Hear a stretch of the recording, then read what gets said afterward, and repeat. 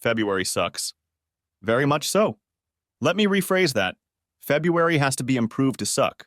It always does, unless you're one of those lucky enough to live where winter doesn't happen. Every February sucks, but this particular February seems to top all others. I was thinking about it, sitting on the balcony of my apartment, sipping coffee and smoking a cigarette. It's a nasty habit, I know, and I gave it up a long time ago when money was tight. But money isn't much of a problem now, and to tell you the truth, I don't really care anymore. But I don't smoke around my children. I don't want them to adopt my bad habits, and I don't want to expose them to secondhand smoke. But this weekend they will be with their grandparents, so I have some free time to sit and think. The worst February ever started with 2 weeks where we literally saw no sunshine. Gray skies, temperatures around 20 degrees and several inches of snow. Everyone looked forward to Valentine's Day as if it held the hope of salvation. That year it fell on a Thursday, and so many people took the next day off that the editorial writers said we could have shut down the entire city on February 15th. My wife Linda and I had big plans for Valentine's Day, just like everyone else. Like everyone else, we woke up to 2 inches of new snow falling rapidly. By mid-afternoon, we were both sent home from work while we could still get somewhere. The entire city was closed. By the time we needed to get dressed for a night out on the town, all the roads were closed to non-essential traffic, and we changed into cozy sweaters.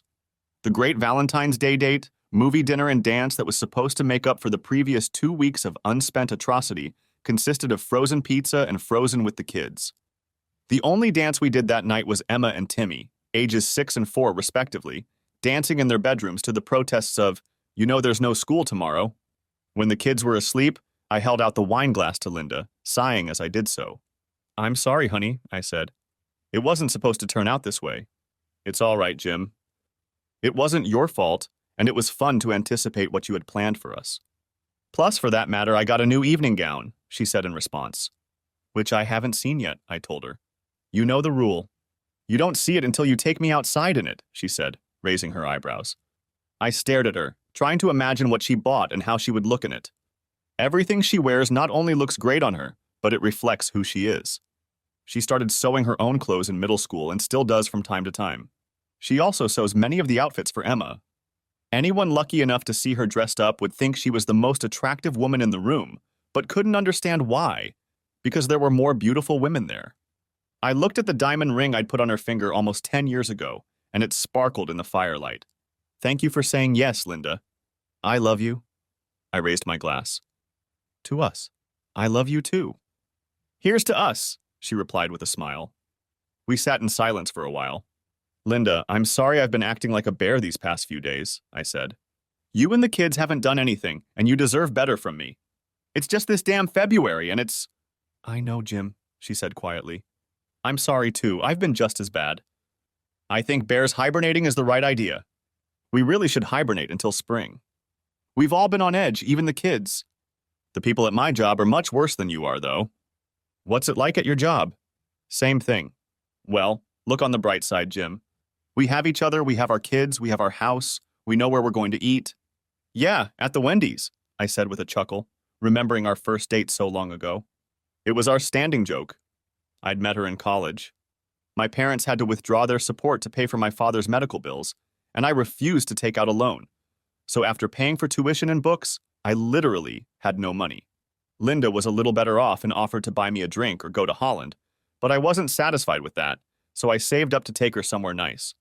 She said I was being silly and stated that the goal was to spend time together and get to know each other better, and we could do that at the Wendy's.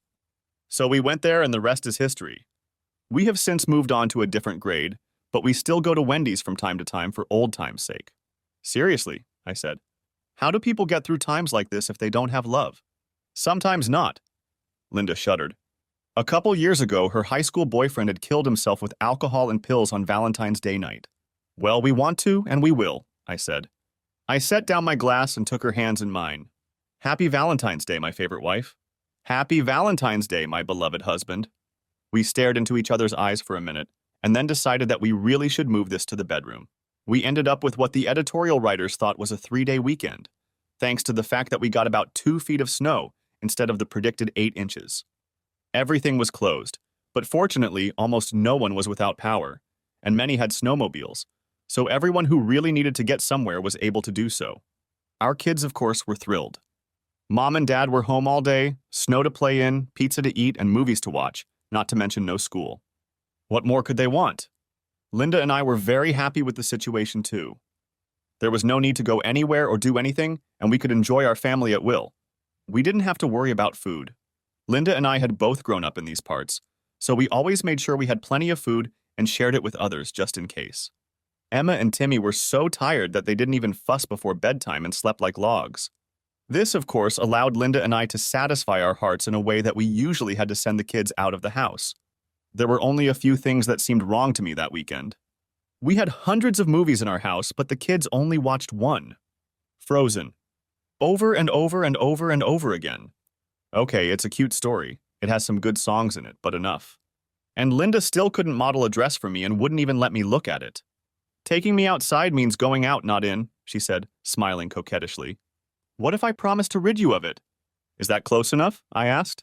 Nice try, but no cigar, she said, unwilling to budge an inch. The real world returned early Sunday evening as the plows drove through our neighborhood. School and work were due on Monday, and we all sighed as we packed up. Just before bedtime, Emma and Timmy came into the living room, freshly washed and in their nightclothes. Big Sister, of course, was the spokesperson, standing as straight and tall as she could. Mommy, Daddy, this weekend was the best weekend ever. Thank you for playing with us, watching our movie with us, and being together for 3 whole days in a row. We love you. With those words, Daddy's girl climbed into my lap, and Mommy's boy climbed into Linda's. After hugging us with the cutest baby hugs in the world, they switched parents and did it again. I looked at Linda, and her eyes were as moist as mine. We love you too, I managed to murmur. We're so glad you're our children. That night, Linda and I made love until we felt like we were merged into one being. In the morning, we couldn't wipe the smiles off our faces, and neither could the children. In February, however, the harshness of everyday life returned, and the 3-day weekend became just a memory. Linda and I were just sprawled out on top of each other on the living room couch after finally putting Emma and Timmy down for the night when her phone rang. I groaned and said something, but I don't remember what it was. It's Dee, I have to buy it, she said. We had a loose circle of 5 couples that we would occasionally meet or go on dates with. We all met as married couples, so there were no awkward when you were single moments. We all had the same ideas about fidelity, that is, you just did it. It just wasn't negotiable. At least that's what I thought at the time. That way, when we went out, we could dance with each other's spouses if we wanted variety, and be assured of our safety. The closest we got was with Dee and her husband Dave. She and Linda were pretty much best friends forever. Answering the phone, Linda made a "I'll be brief" gesture. I could see Linda getting more and more excited as she talked to Dee. She was glowing when she finished talking and fell into my lap. So what was it? I asked. My face reflected her smile. Well, my dear husband, she said with a smirk, I know you think this awful February has gone on long enough. That's for sure, I said, reaching for my glass of wine. Linda grabbed my wrist to stop me and placed my hand firmly on her slender waist. Well, we're here lamenting that not only is this the worst February in the history of mankind, but we have to put up with an extra day, she said. Something didn't fit with the smile on her face, and I told her so. That's because Dee came up with a great idea, she said. The extra day of horror falls on Friday. What if we all get together, get a babysitter for the kids, have a nice dinner, then dance at a nice club, and then get a hotel room for the night? That way we can have a bit of a romp and not worry about getting home and end this horrible month right. I liked the idea, but I had a couple questions. What about getting from the club back to the hotel? Won't we have to drive? I asked. Beat me up if you want, but I'm almost always the one to ask what could go wrong with the plan. That's the best part, Jim, she said excitedly. You know the Madisons downtown? We used to have lunch there, remember? There's a dance club on the next block that Dave's coworkers go to.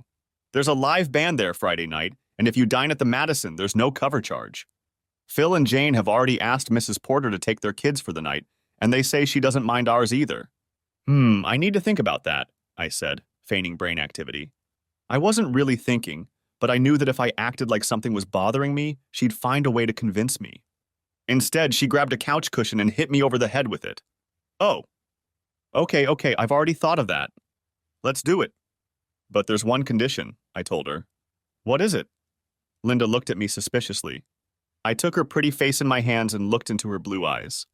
You're wearing the dress you bought for Valentine's Day that I still haven't seen, I said. As you wish, my lord, she said with a smile. Your wish is my command. It was blue. The dress, I mean. Don't ask me to describe what color it was because I can't. All I can say is that it made her blue eyes look like they were glowing in the dark.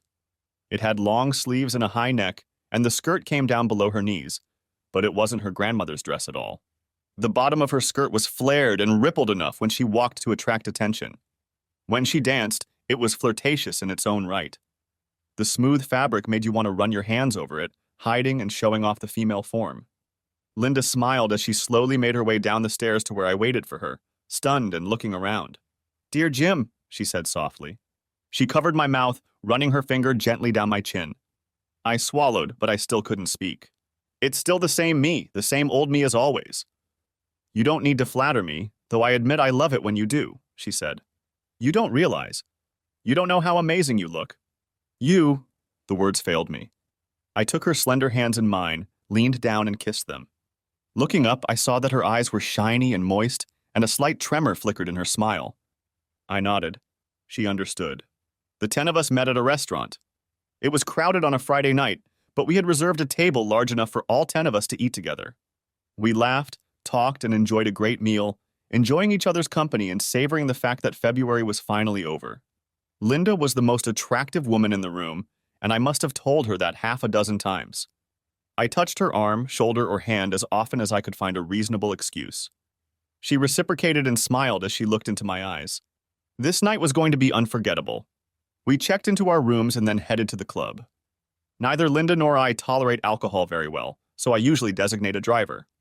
I was glad I wouldn't have to do that tonight. Not that I minded. The safety of my friends was important to me, but I was looking forward to leaving Linda to herself as soon as possible. She seemed to be thinking the same thing. She left for a few minutes alone in our room, and when she returned, her beguiling, "I'm going to turn you on like this," smile was playing across her face. "We won't have to stay at the club for long, will we?" she whispered as we walked along. I knew how much Linda liked dancing with our friends, so she could very well have said, "I wouldn't want to wait too long before we were alone together, preferably naked." I grinned back at her. "It's up to you, baby," I said. She smacked me lightly on the top of my arm, then wrapped her arms around it and hung back. We made reservations at the club for 10 people, and good thing we did.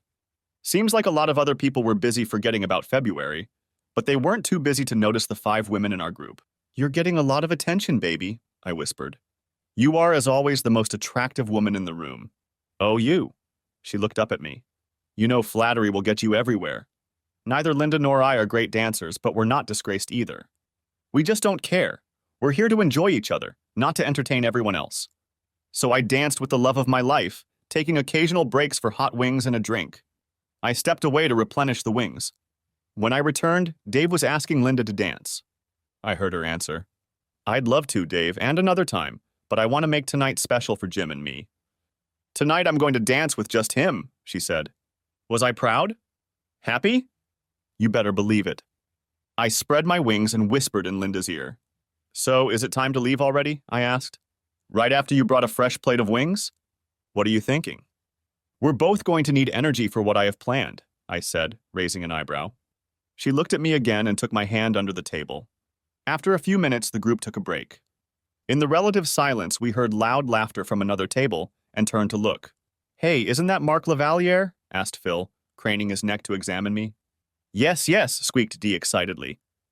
Mark Lavaliere was the head quarterback for the Sharks, our town's professional soccer team. Unlike many of the other players on the team, he lived here year-round. He had a reputation as a genuinely nice guy, and was as well known for his social activities as he was for his exploits on the field. Mark became the main topic of conversation around our table as the guys talked about his soccer exploits and the women praised his good deeds and good character. "It doesn't hurt that he's handsome either," Dee added. Linda and I knew who he was, but at that moment we weren't interested in anything but each other. We let the conversation overwhelm us, holding hands under the table. "Hey, you two, get a room," said Dee. Linda and I looked at each other. We hadn't even kissed. Well, not really kissing anyway. The fact that I was feeding her wings didn't count. Besides, we'd already gotten a room.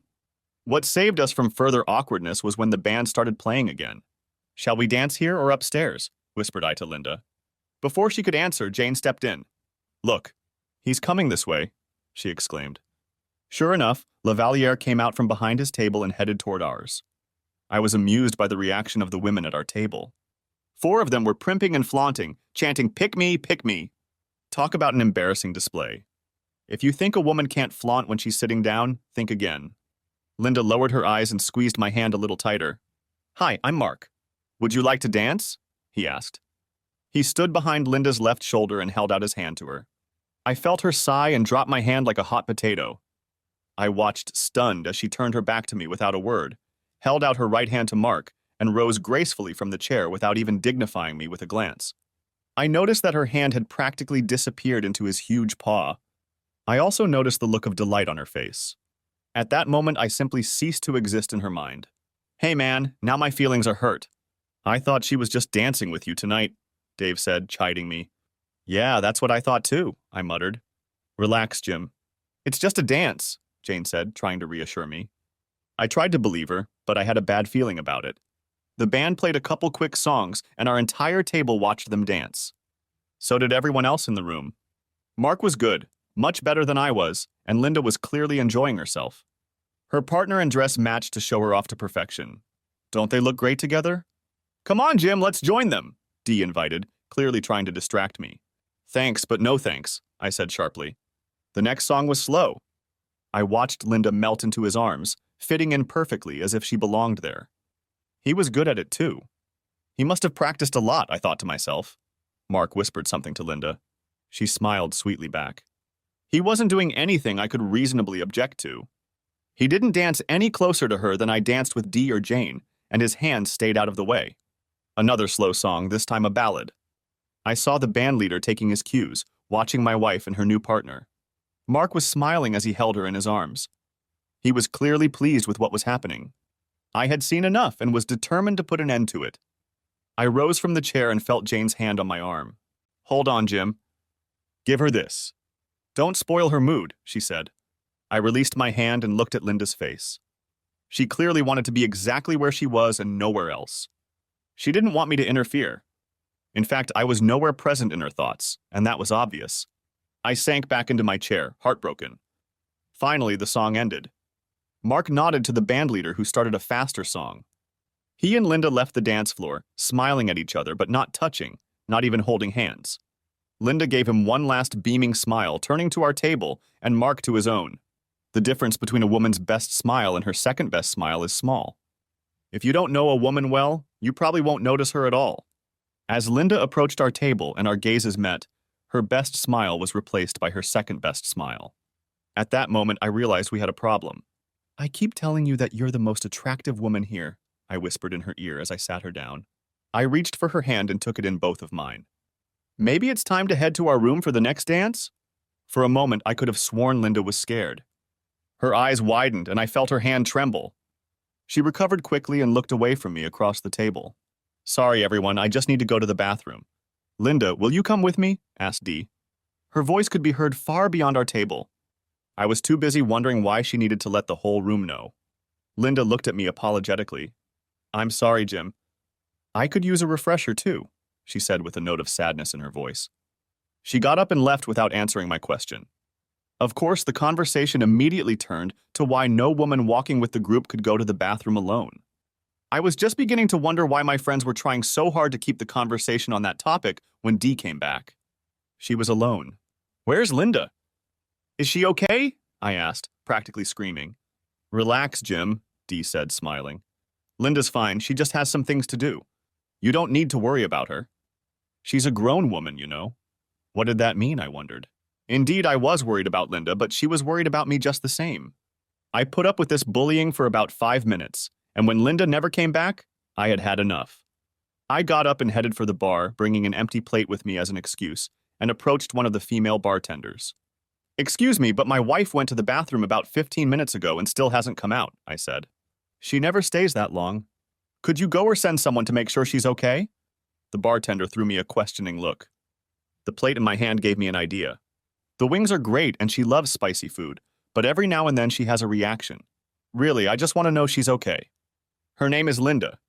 Here, let me show you a picture of her, I said. I set my plate down and typed Linda's picture into my phone. The bartender was about to give me a sympathetic look when a voice sounded at my elbow. "She's fine, you don't have to check," Dee said in an almost apologetic tone. She turned to the bartender. It's fine. I'll take care of it, she said, placing a $5 bill on the counter. I wondered why the bartender looked at me sympathetically as she tucked the bill into her pocket. What? Why did she go in there with you? Because you asked her to? I was completely confused. Jim, she's not in the restroom. She left the club, Dee said. I felt like I'd just been punched in the stomach. Gone? Without me? Why? What's the matter? Why didn't she tell me? Where did she go? Is she okay? I asked. I still didn't understand. Let's go to the end of the bar where we can get some privacy, Dee said. I just went where Dee dragged me. It was quieter in the dark corner at the end of the bar. She looked me in the eyes. Jim, Linda loves you. She loves you and the kids more than anything in the world, and she always will, and you know it. But she's going to spend tonight with Mark, she said. I stood there with my mouth open, staring at the stupidity, as if my whole world had ended. Pictures, or what was left of it, swirled frantically in my head. Linda at the top of the stairs in her beautiful blue dress. Linda at dinner. Linda at the club. Linda as we fed each other wings. Linda in asshole's arms. My Linda. The mother of our children. The love of my life. My anger was growing. So, on what should have been a special night for us, she dumps me for some asshole jock, I growled, looking at Dee. Jim, she hasn't left you. She's coming to your house tomorrow, and you'll have many more special nights together, she said. What is this woman smoking, I wondered. She didn't even have the guts to tell me to my face that she was leaving me. She just slipped out the back door like a snake, I said. And you helped her. Jim, listen to me. She didn't leave you, Dee began. Well, if she hasn't left me, then where the hell is she? She's definitely not with me now, is she? I spoke louder and louder, and I didn't care who heard me. Please calm down, people are looking at you. Look, I know you're hurting, but it's just today. Linda knows, we all know, that you are the only man for her and always will be. You're a good guy, Dee said condescendingly. Yeah, and we all know where a good guy ends up, don't we? I said through clenched teeth. Jim, it's not like that. You're putting too much importance on it. It's just tonight, and tomorrow she'll come back to you and everything will be the same, she said. I snorted. If she really believes that shit, nothing will change no matter what I say anyway. You don't understand. There's no tomorrow. So tell me, friend, what was your role in all of this? You didn't really have to go to the bathroom, did you? My wife gave you the signal, right? She told you to stall me and stay out of the way so she and Zasrans could escape in time? Dee nodded her head in embarrassment. Yes, she asked me to do that because she didn't want you to embarrass yourself by making a scene while Mark is here. She also asked me to make sure you remember that she loves you and will always come home to you, she said. Yes, I'll remember how much she loves me tonight, and for a long time to come, I thought. I could feel my anger building and my face reddening. More like she didn't want me to embarrass her by leaving her husband to spend the night with a jerk jock, I said. I guess it didn't occur to you, girlfriend, to remind her that she has a husband and a marriage, and she could lose them over this? Dee looked me in the eye. No, it's not, Dee said, because I know she won't lose you over this. You're too good a man to let that happen. I told her how lucky she was. She was lucky because the man every woman in this room wanted her. But she's even luckier that she has a husband who loves her enough to get over her resentment and not make a bigger deal out of it than she should. You know she will be willing to do whatever it takes, and for as long as it takes to make it up to you. What if there's no way to make amends? I asked. What if there's no way to make it right? Jim, I know how much you love Linda and how much she loves you. This shouldn't be a big deal. It's just one night, a one-time experience compared to all the years and all the love you two have for each other. It's not a big deal unless you do it yourself. I know it will come home to you and I know you'll be okay in the end, she said. Dee spoke softly but firmly. All I had to do was not grab the stupid woman and shake her until her teeth gritted for talking such nonsense. She must be living in some alternate universe if she really thinks that way. So if asshole had chosen you like you wanted, you would have done the same? I asked her. I would, she threw her answer in my face. Does Dave know about this? I asked.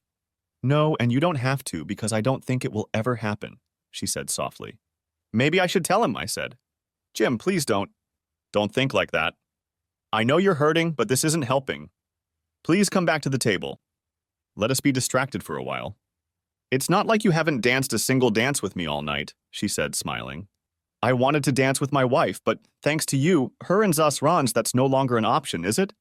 I also wanted a night alone with her, But that's obviously not going to happen either, I said. I turned my back to her and walked back to our table. At my appearance, the conversation at the table stopped abruptly. The averted eyes spoke for themselves. All our so-called friends now knew that my wife and asshole were making a cuckold out of me at this very moment. I wanted to strangle them. I wanted to tear this place apart. I wanted to find asshole and kick him in the balls by the middle of next week. Jim, are you going to be okay? Asked Dave hesitantly, sitting Dee down. I wanted to tell him what Dee had said and ask him if he was going to be okay, but I couldn't bring myself to say the words. I guess I haven't stopped being a good guy yet. Oh yeah, I'm going to have to work on that. It depends on what you mean by good, I said. A few nervous giggles erupted. I mean, yeah, it was a shitty thing to do, but you'll get over it, right? You're not going to divorce Linda over it, are you? Asked Dave. I don't see why not, I replied coldly. There was a collective sigh at the table. Why are you all surprised? I asked. We all know how we feel about cheating. One and done. We figured that out a long time ago. But Jim, that's Mark Lavaliere, intervened Dee. So what? I don't care who entertains her. If it's not me, that's it, I said angrily. I looked at Dave. What would you say if Dee went out with asshole for the night? Would you be okay with that? He blushed for a moment, then looked at his wife, who was busy studying a stain on the floor. Jim, what about your children? We all know how much you love them and how much they need you. Think about them before you do anything, Jane said. Her kids were about the same age as mine and were best buddies. You mean my wife is thinking about them right now? I asked. Well, that's why you hired a nanny so you wouldn't have to think about your kids, Dee said. I thought she meant to say something funny, but it came out the way it was supposed to. Come on, Jim, it's just one night. She'll never have an opportunity like this again. You wouldn't divorce Linda over one night, she added. Why not? I stared at her. An awkward silence followed. Jim, try thinking about it from a different perspective. Maybe that will help, Jane said, trying to sound sympathetic. What if the Sports Illustrated cover model in a swimsuit was here tonight? Let's say she picked you out of everyone here to dance with you and then offered to spend the night with you. Can you honestly say you wouldn't have been tempted? Can you honestly say you would have turned her down? The pleading look in her warm brown eyes made her look like an affectionate puppy and usually got her what she wanted. But that wasn't going to happen. Not today. I stood up and looked at Jane. Yes, I might be tempted, but I'll say no, I said firmly. You see, I have a wife and I don't want to hurt her.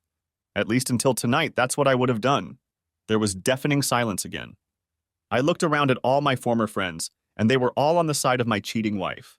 At that moment, I sincerely hoped that I would never see any of them again. A rather large and muscular bouncer walked toward our table. You guys in some kind of trouble? He asked in a deep baritonal voice. Yes, there is, and a big one, I said. I pulled out a $20 bill and tossed it on the table. Don't worry, I'm leaving, I said, raising one hand. He nodded his head as I turned to the others. That'll pay my bill. You're all covering for the whore I came in with. You might as well pay her bill, too. I turned on my heel and walked out of the club. As I walked the block and a half to the hotel, my anger subsided a little. It was replaced by the deepest sadness I'd ever known. Linda and I were supposed to do this walk together, holding hands, discussing with our friends what they were going to do when they got to their rooms, and they in turn would discuss us. She was supposed to hold my hand like she used to, and press her face into the sleeve of my coat when the conversation got too explicit. Instead, I was alone. Alone, I rode the elevator, trying not to remember what Linda and I had done in the elevators of other hotels. Alone, I entered the room that was to be our suite. Alone, I faced the wreckage of our special night. Alone, I looked into the future, not knowing what might happen. I turned on the light and closed the door behind me. Suddenly, I felt unusually tired. I threw my winter coat on the floor and slouched toward the bedroom. There was a Godiva candy bar on each pillow. In the middle of the bed was underwear I'd never seen before. In my mind's eye, I could see her putting them on, with that combination of love and sensuality in her eyes that belonged only to her and was only mine until tonight. My wife, my lover, my best friend was taken from me by another man. He snatched her from me easily and casually, as if he had every right to do so. He didn't care what she meant to me. He just saw her as a beautiful plaything for the night. And she just let him. I didn't matter enough to her to cause the slightest resistance. It was as if she, too, thought he had a right to her that was more weighty than the one I had earned through nearly a decade of living as a faithful, loving husband. Yes, it was to be just one night. And the next morning, I figured. And what? What would he and that night leave in her heart, mind, and feelings? What could I do that could compare to the hero of the town, the handsome stud Marc Goat Lavaliere, let alone rival him? I stopped crying to wash my face and then gathered our things. I threw the underwear in the trash. They didn't mean anything to me anymore. I went downstairs and checked us out of the hotel. I didn't care how Linda came back. The desk clerk looked puzzled as I went through the checkout procedure. "Is everything all right with your room, sir?" she asked. "The room was beautiful," I said. "Is there anything we can do for you to make your stay here more comfortable?" she replied. Yes, I thought. Make asshole disappear into a black hole, never to be seen again. Turn back time and get my wife back. I just shook my head. "No, not really, but thanks for asking anyway," I said quietly. "We just had a sudden change of plans." The clerk looked at me sympathetically, as if she'd read my mind. "Have a nice evening, sir," she said before I left. Yeah, that's right. Have a nice evening. I got into my car and somehow managed to make it home safely. Everything was churning inside of me, emotions fighting for control. Part of me was angrier than I'd ever been in my life. The other part was sad about the loss of my wife and my family. I walked into the starter house where we lived and noticed how quiet and empty it had become. I took my luggage into the bedroom and sat down, trying to make sense of what had happened.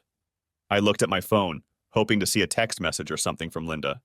I hoped she had come to her senses and changed her mind, but that didn't happen.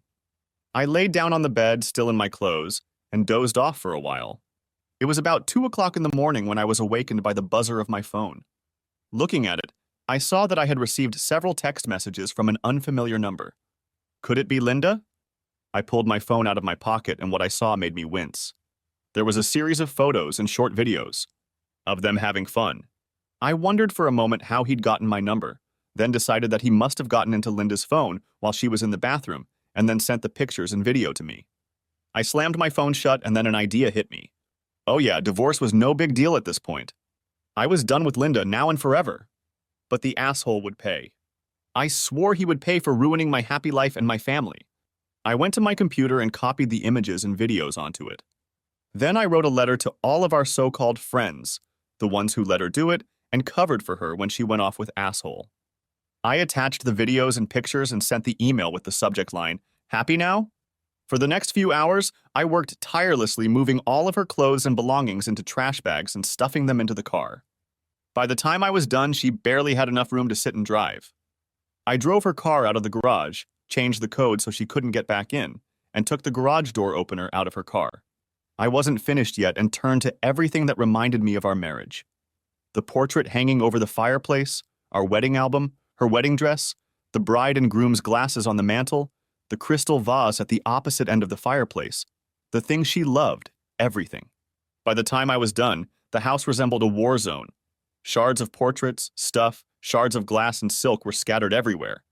At one point, I felt like taking a shit, and then another thought came to me. I took off my wedding ring and threw it down the toilet along with my urine and feces. I almost flushed it right then, but another thought came into my head and I decided to wait. I was mentally exhausted, body running on adrenaline as I sat down to get a cup of coffee. I heard something hit the door and realized it was the morning paper. I hadn't realized I'd been doing it for so long. I opened the door and picked up the paper and sat down at the kitchen table again. The next shock I got was when I opened the paper and saw a teaser about the butt. I turned to the sports section and there were giant headlines. Who is Marc Lavaliere's new girlfriend? What? Under the caption was a series of color photos of asshole and Linda leaving the club. The only thing I could assume was that some paparazzi had spotted them and snapped a picture of them leaving the club. Linda clutched at his arm, as she usually did with me, and looked at him with adoration, just as she had once looked at me. One of the photos showed them kissing before she nonchalantly climbed into his Jaguar. My humiliation was complete. Now the whole damn town knows about it. I read the article, but it was full of generalizations and speculation. Apparently no one had talked to any of them yet. I went to the newspaper's website, where I found an online version that had not only pictures, but video as well. I copied the link to the article and sent it to our supposed friends with the subject line, "Screw you all to hell." I looked at the clock and saw that it was 5:30 in the morning. I knew Linda's mother was already up and making breakfast for her husband since he was an early riser, so I called. "Hi," she said in response. "Everything okay?" "No, it's not, Mom," I said. "We got along well and I always called them Mom and Dad." "What's wrong, dear?" she asked. Is it the children? No, I said. Have you seen this morning's paper? Not yet, she said. Alfred likes to watch her over coffee. Why? He might want to avoid the sports section, I said. There's an article on Marc Lavaliere that he might not like. Alfred thinks only good things about him, says Linda's mother. Maybe not when he sees this, I said. Linda left me at the club we went to with him last night, and they were spotted by the paparazzi getting into his car. Oh my God, she said. Where's Linda now? She's still with that asshole, I said. What, she stayed the night with him? She asked. Yeah, I said. There's a few other things, but that's pretty much the way it was. I don't know when or if she'll come back, but I can't keep her here. If she ever comes back, I'll kick her out and she'll need somewhere to stay. All right, she said. Alfred won't be happy about it. I'm not thrilled about it either. Is there any way to overcome this? No, Mom, she didn't, I said. She deliberately turned her back on me and went off with him. And our so-called friends covered for her. I'm so sorry, Jim, she said. We raised her better than that. Of course, she can stay here if she needs to. But what about the children? They're at the babysitter's for the night, I said. I may have to ask my in-laws to watch them for the rest of the weekend. Okay, she said. Let me know if there's anything I can do to help, Jim. Thanks, Mom, I appreciate it, I said. I had another idea, so I went back to the computer. I grabbed the link to the asshole article and opened Linda's Facebook page. We had no secrets from each other up to this point, so I was able to log in as her. I posted the link on her page with the caption, "Guess what? I made it to the front page of the sports section. Went on a date with her lame husband and ended up spending the night with a real student. Lucky me. I figured it would get some tongues wagging, but I wasn't done. I found the email address of the reporter who wrote the article. I figured I had already been humiliated in front of the world, so I threw caution to the wind. I sent the reporter a short email that briefly explained what had happened, and then included a video of asshole telling me he was going to entertain Linda again. I left contact info so the reporter could call me back. I sent the email and burst out into an evil laugh worthy of Snidely Whiplash. At 8 o'clock, I called Mrs. Porter and asked if it was okay if my parents picked up the kids that morning. She assured me that it was, and asked if I had seen the sports section of the newspaper. Yes, I said. Was that really Linda? She asked me. Unfortunately, yes, I said. That's why I'm going to ask the parents to take the kids. I don't want them here when she comes back. Is she still with him? She asked, shocked. Yes, I said. And I'd appreciate it if you didn't say anything about it to the kids yet. I understand, she said. I'm sorry, Jim, you don't deserve it. Thank you, I said and ended the call. The next call was to my mom. Jim, is everything okay? She asked, picking up the phone. Your father just read the paper, and he should be tying his tie right now. Is it really Linda? Yes, that's right, Mom, I said. She's still not home. Could you pick up the kids from Mrs. Porter's house this morning? I think they should stay with you for the rest of the weekend. It's not going to be pretty here. Of course, son, she said. I understand all that. What are you going to do?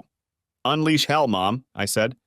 Listen, son, whatever you do, think of the kids first, okay? They're the most important thing in your life right now, she said. I know, Mom, I said. But thanks for reminding me anyway. And thanks for picking them up and letting me stay with you. We finished talking and I grabbed a cup of coffee. I felt like smoking a cigarette, but I fought the urge and kept walking. Around 9:30, my cell phone rang. I saw that it was Dee and answered it. What? Bellowed I. Jim, it's just me, Dee, she said. I know it's you, I said. What the hell do you want?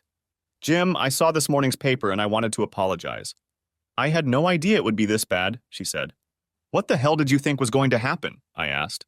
My wife left with a star soccer player, a known hero in the community after a night of dancing. Of course you knew someone would be following him. And by the way, it's much worse than that, I added. What do you mean? She asked. You'll have to wait and see.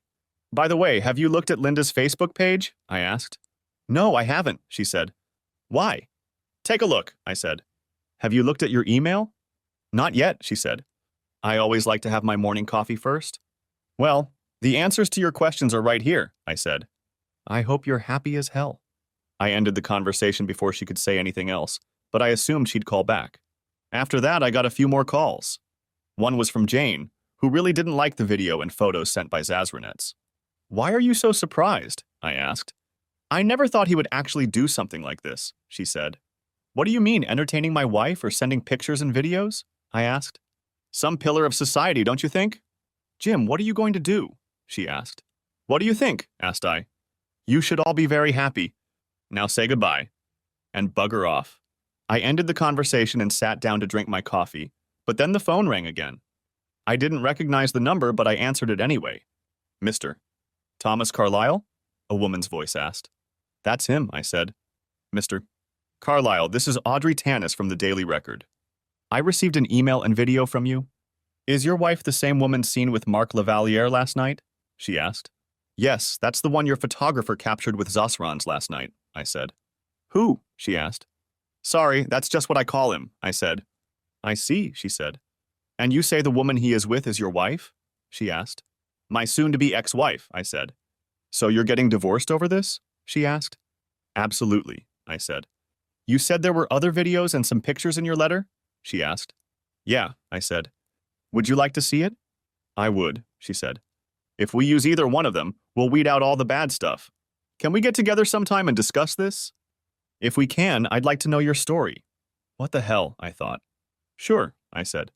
But I'd like to wait until she gets home first. She's not back yet? Asked Audrey. No, it isn't, I said. Okay, look, why don't you give me a call when you can meet with me and we can talk things over, she said. Sure, I said.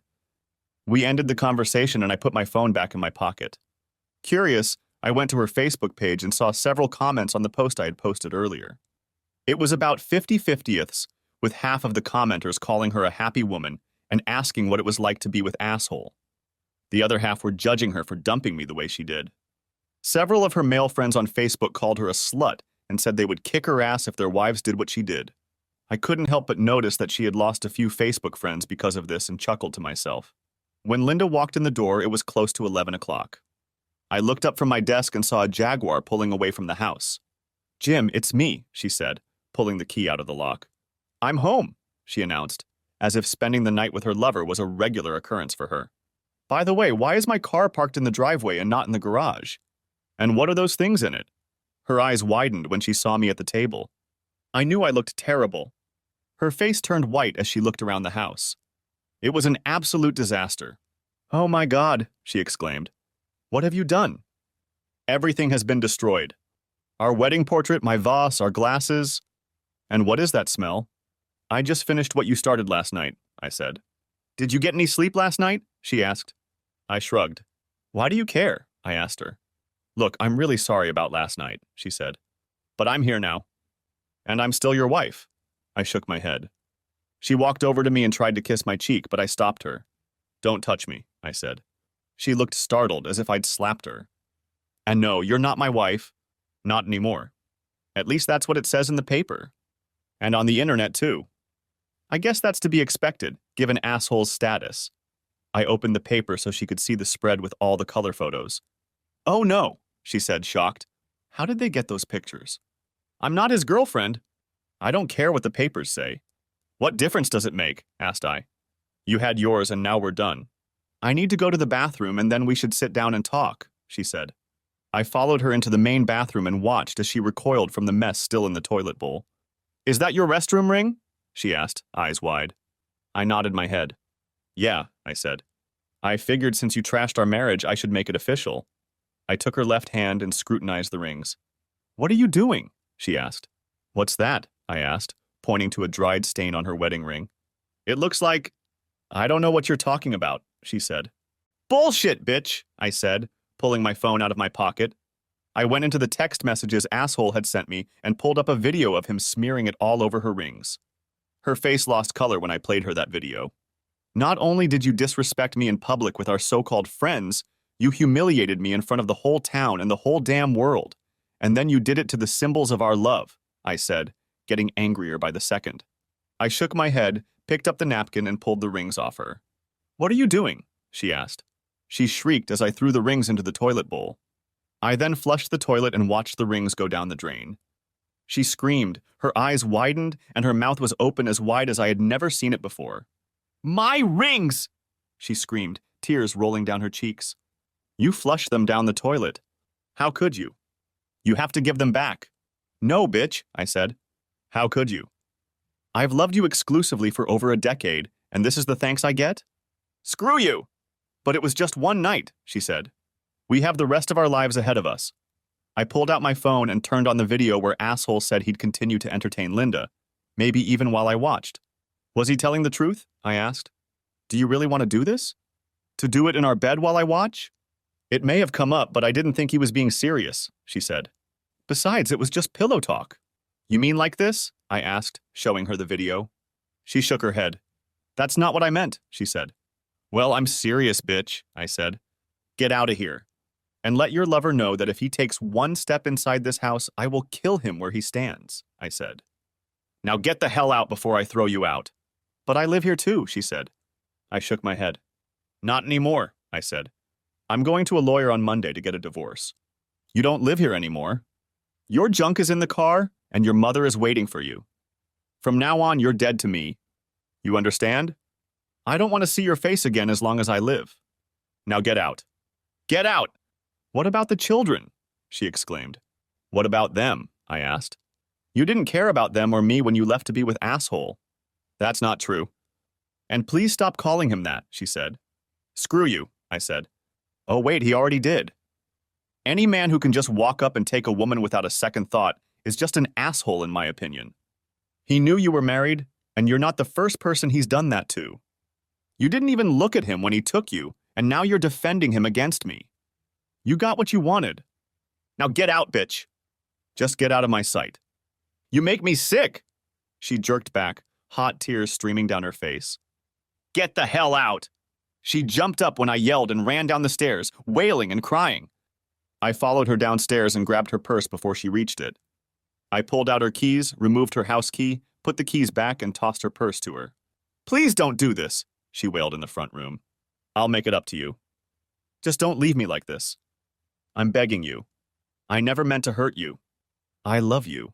I'd never seen so much anguish on a woman's face before, but at that moment, I just didn't care about her feelings. I pointed to the door. That's too bad because now I hate you to the core. Now for the last time, get out, I said. Shivering and crying, she turned and walked out of the house.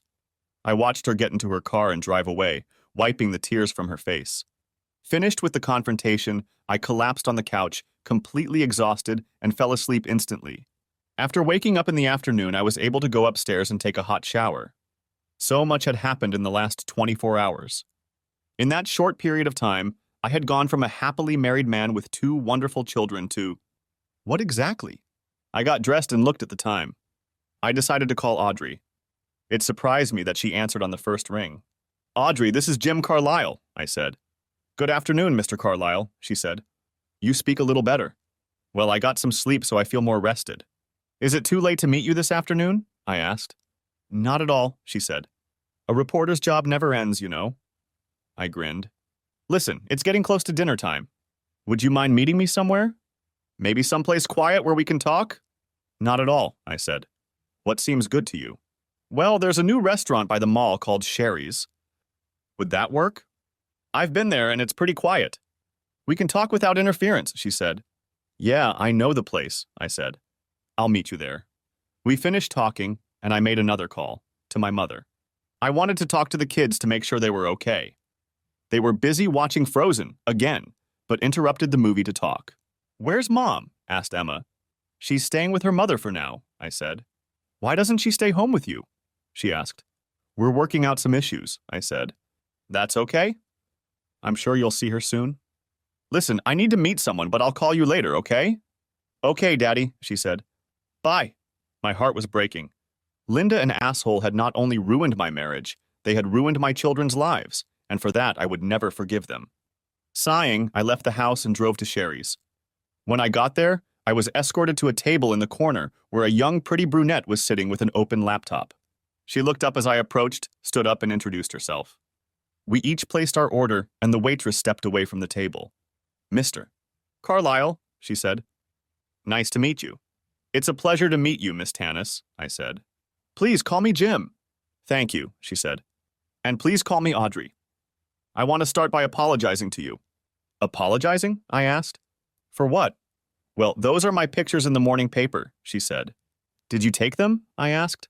She nodded her head. I was at a club last night with my girlfriends, she said. Girls' night out. We were just blowing off steam, and I happened to notice Marc Lavaliere. I saw him walk over to your table and go back to the dance floor with that woman. From the way they were acting, it didn't occur to me that she might be married. When they left the club, I followed them outside and took some pictures and video. The pictures you saw in the paper don't compare to what I captured. Oh my God, I said. I have the whole tape and I can give you a copy if you want, she said. I filmed it with my camera, so it's okay. Would you like to see it? Why not, I said. She handed me the tablet and turned on the video. I saw Linda and Asshole walk into the parking lot, their hands intertwined like Linda and I usually did. When they got to his car, he turned her around to him and they started kissing. Looking at it, no one could have guessed that she was married to someone else. When the video ended, I gave her the tablet back. Like I said, I'm really sorry about what happened, she said. I quickly gathered up a few things and sent them to the paper, and then I went back to the house. When I got there, you were gone. So you want to tell me your side of the whole thing? I nodded my head and recalled the evening from my point of view. Then I pulled out my phone and held it out to her, along with a pair of headphones. You should take a look at them, I told her. The video is pretty graphic. I'm a big girl now, she said, putting headphones in her ears. While she was doing this, food was brought to us. As I ate, I watched her reaction. At first, she didn't react in any way, but as the video went on, her face changed. When she finished, she handed me back my phone. Well, I asked. It confirms some of the things I've heard, she said. Mostly it's just locker room talk, bragging and stuff like that. But there's been rumors on social media for a long time that he's a bit of a player. I've never been able to prove any of that. Good old boy network and all that. They seem to have each other's backs, if you know what I mean. I can imagine, I said. So what are you going to do? She asked. I'm going to get a divorce, I said. She knew about my views on fidelity when she did it, but she obviously didn't care. She got hers, and now it's over between us. Any kids? She asked. 2, a boy and a girl, I said. 6 and 4 years old. She shook her head. It's always hardest on the kids, she says. Yes, it is, I told her. What about him? Mark? She asked. I shrugged. I don't know yet, I said. I'm still thinking about it. Part of me wants to beat his ass into the pavement, but I don't want to go to jail. He's a star soccer player, she said. No offense, but I don't think you'd get very far if you tried. I chuckled. What's so funny? She asked. Let's just say this isn't the first time someone's underestimated me, I said. Size isn't everything, you know. What does that mean? She asked. My dad used to tell me that it's not the size of the dog in the fight that matters. It's the size of the dog in the fight that matters, I said. She nodded her head. I see, she said. So you want to cause trouble? No, I said. I have 2 kids to think about, but I'm not going to just pick up and play dead. Have you talked to a lawyer yet? She asked. I didn't have time, and besides, this all just happened last night, I said. She pulled a card out of her purse and held it out to me. A good friend of mine is a family law attorney, she said. She hates crooks passionately and isn't too fond of Lavalier. I'll call her and give her a heads up if you want. I looked at the card. Lisa Hawkins, attorney at law, the inscription read. Sure, thanks, I said.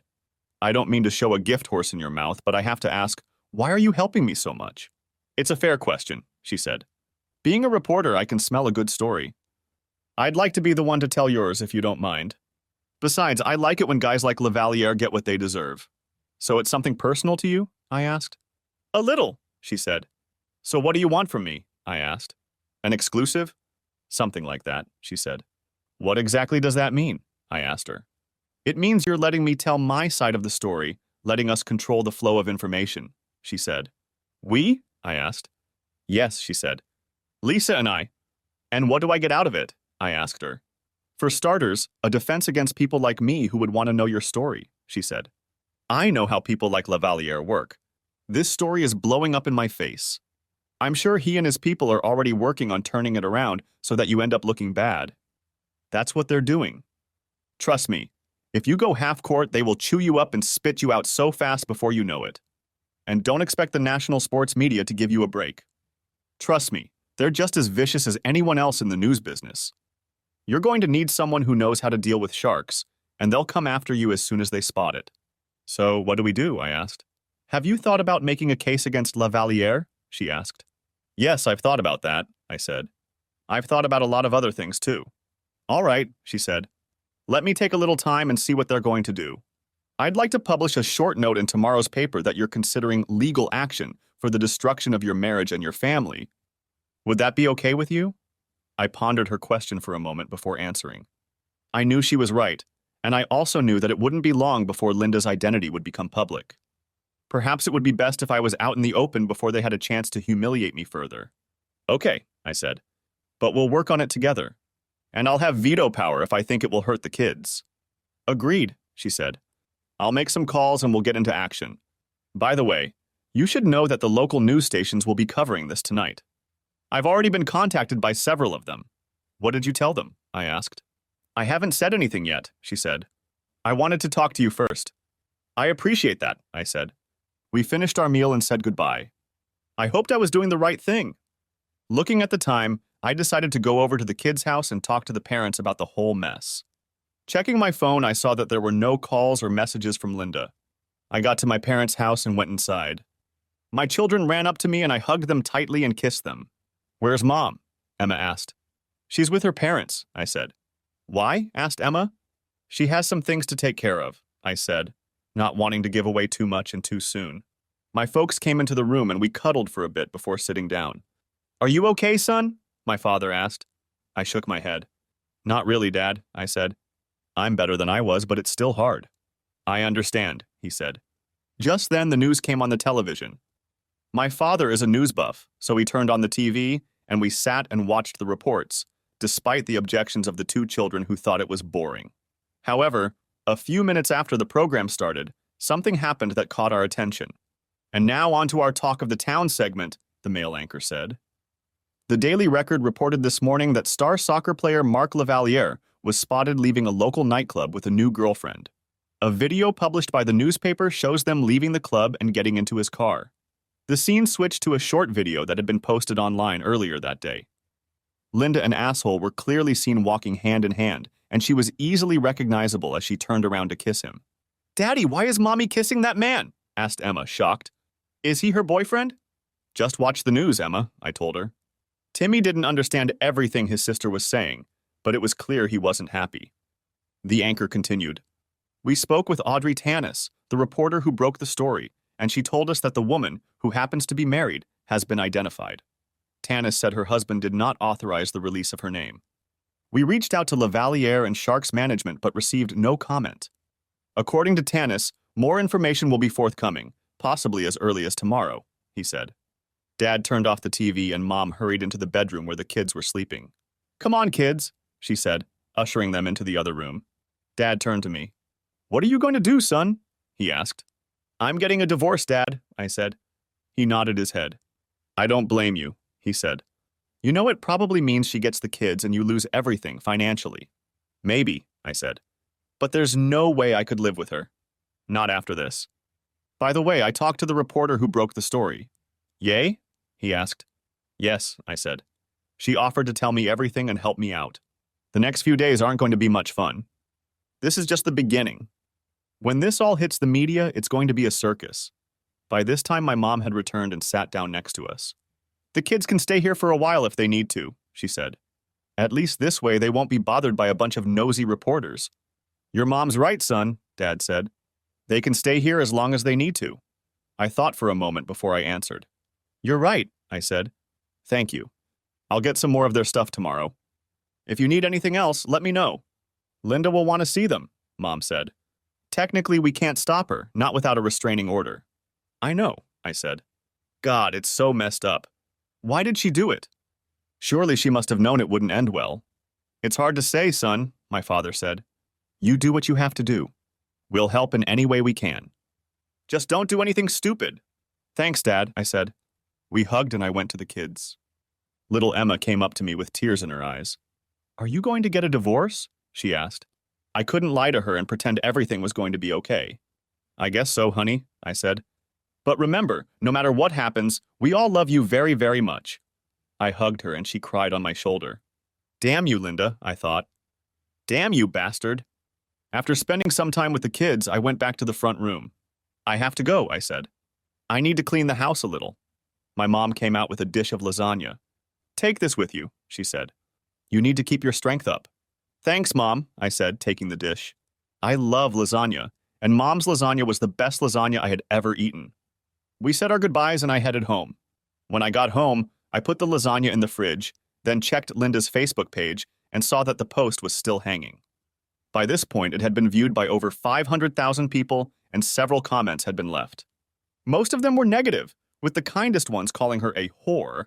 I also noticed that she had lost almost 3/4 of her friends. I smiled to myself and shut down the computer. I had cleaned up after the night's rampage and was getting ready to heat up the lasagna my mom had given me when I heard the doorbell ring. Shit, I thought. I went to the door and looked through the peephole. It was Dee and Dave. What the hell did they want? I opened the door slightly. What the hell do you want? Growled I. They both jumped back in shock. Can we talk, Jim? Asked Dee. Please? Why? I asked. Because we're friends and we're worried about you, she said. I snorted. Friends? I asked. With friends like you, who the hell needs enemies? Please, Jim, can we come in and talk for just a minute? Pleaded Dee. I thought for a moment, then decided to let them come in. They looked around, shocked. All of Linda's things were gone, but what was left of the destroyed wedding portrait still hung over the fireplace. So, what do you want? I asked, pouring myself a cup of coffee. I didn't offer them anything, and I could tell they noticed that. However, they didn't say anything. Jim, first of all, we want to apologize for last night, Dee said. I saw the video you emailed us and read the report. We didn't know it was going to be that bad, and we just wanted to apologize. You didn't know, did you? I asked mockingly. But you knew she was married last night when you practically pushed her into his bed, didn't you? Yes, it is, Dee said. What's more, Linda knew she was married when she left with him, I added. The simple truth is that neither of you cared. Not even Linda. You all knew she was married, but none of you even thought enough of me to try and stop her. You couldn't put it between her legs fast enough. You couldn't? They looked at each other in shame. All that shit about one and done doesn't mean shit, right? I asked. Probably not, Dee stammered. You know, Linda's really upset right now. We're really worried about her. All she does is lay on her mom's bed and cry. I'm afraid she's about to have a nervous breakdown. I walked over to the bookcase and pulled a thick dictionary from the shelf. I tossed it onto the coffee table. The noise it made as it fell made them both jump. You want sympathy? I asked. I nodded my head toward the dictionary. Look between shit and syphilis and you'll find it there. You won't get it from me, and neither will she. They looked at me, shocked. My God, that really destroyed you, didn't it? Asked Dave. You don't understand shit, I said. I'm just about as close to tipping my hat at someone right now, I said, holding my thumb and index finger 1/32 inch apart. Other than the fact that I don't own a gun, the only reason I haven't is because someone has to think about the kids. God knows neither you nor Linda thought about that last night. So it's true that you flushed your rings down the toilet and told her she was dead to you, Dee said. I nodded my head. Yeah, I said. She messed up our marriage and I just finished what she started. And what are you going to do now? Asked Dave. There should be no doubt about that, I said. Thanks to all of you, I've been humiliated in front of the whole damn world. This article has already gone viral and has racked up at least 1 million views. Anyone who knows Linda can clearly see that it's her. So I have no choice. I have to divorce her nasty ass. I looked at Dee. And you'll be named too, I added. Me? Asked Dee. Why? Because for all practical purposes, you helped her destroy our family, I said. That's the same as being an accessory to a crime. You could have stopped her, but you consciously chose not to, and then you tried to justify what you did to me. By the way, have you told your husband about what you told me yet? Dave looked at her, frowning his eyebrows. What did you say to him? He asked.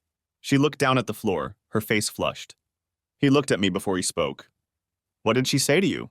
She told me that if Asshole had approached her instead of Linda, she would have gladly done the same thing Linda did. And was very proud of it, I said.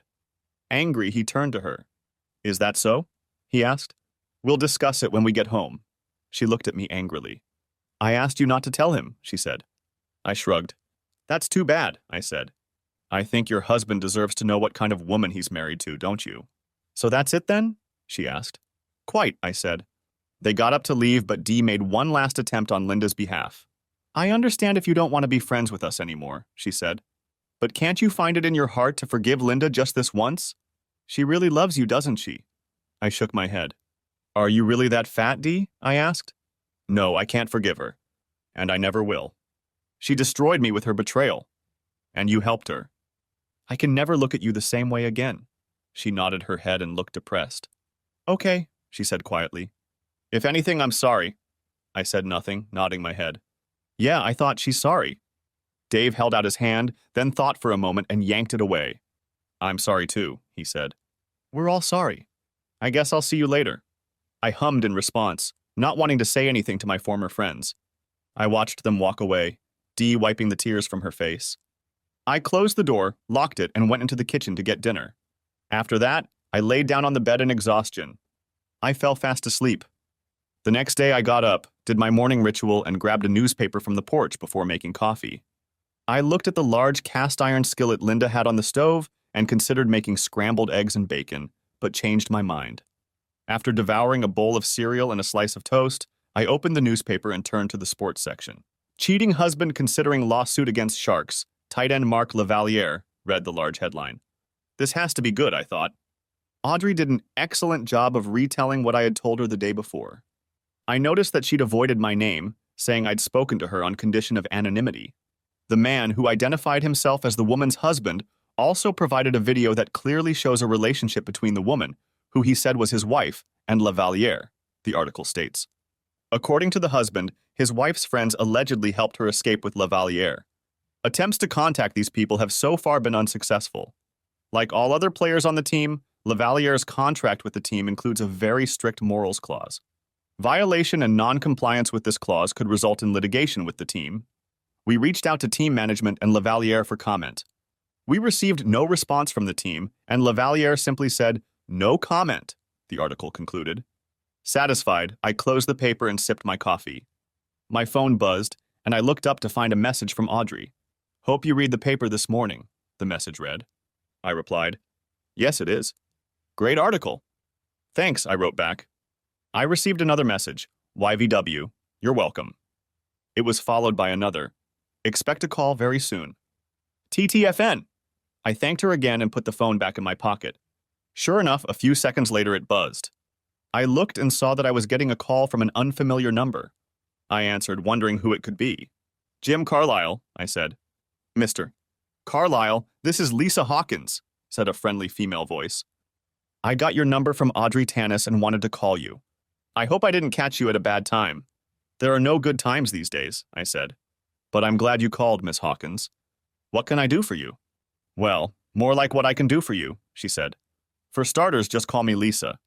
"Okay, Lisa," I said. "And please call me Jim." "Thank you, Jim," she said. "Audrey told me about you last night, and I wanted to contact you after you read her article." "I assume you've read it." "Yes," I said.